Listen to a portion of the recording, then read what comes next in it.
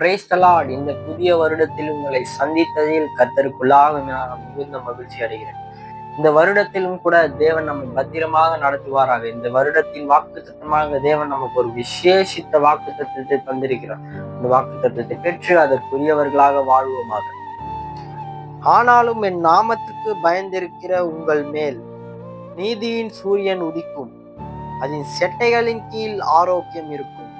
நீங்கள் வெளியில் புறப்பட்டு போய் கொழுத்த கன்றுகளைப் போல வளருவீர்கள்.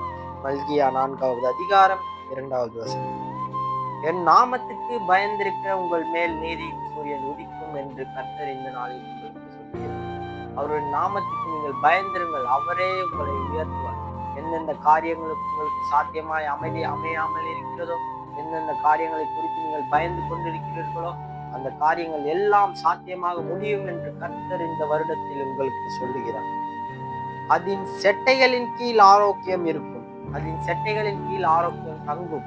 நீங்கள் எந்தெந்த வாழ்வில் பலவீனப்பட்டிருக்கிறீர்களோ, எந்தெந்த காரியங்கள் முடியாமல் இருக்கிறதோ, அது எல்லாமே முடியும்.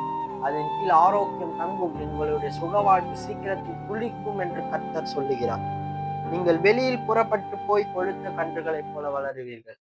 உங்களுடைய வளர்ச்சியை யாரும் தடை செய்ய முடியாது. உங்களுக்கு எதிராக எழும்பலாம், உங்களுக்கு எதிராக யுத்தம் பண்ணலாம், உங்களுக்கு எதிராக வீண் பேச்சு பேசலாம், ஆனால் உங்களை மேற்கொள்ள முடியாது என்று கர்த்தர் இன்று பார்த்து உங்களை சொல்லுகிறார். கொழுத்த கன்றுகளைப் போல வளருவீர்கள். உங்கள் வளர்ச்சியை யாராலும் தடை செய்ய முடியாது.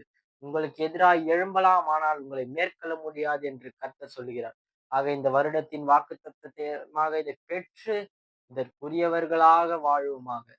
இந்த வருடத்தின் முழுக்க எங்களை கண்ணின் மணி போல பாதுகாத்தருளும் தேவனே.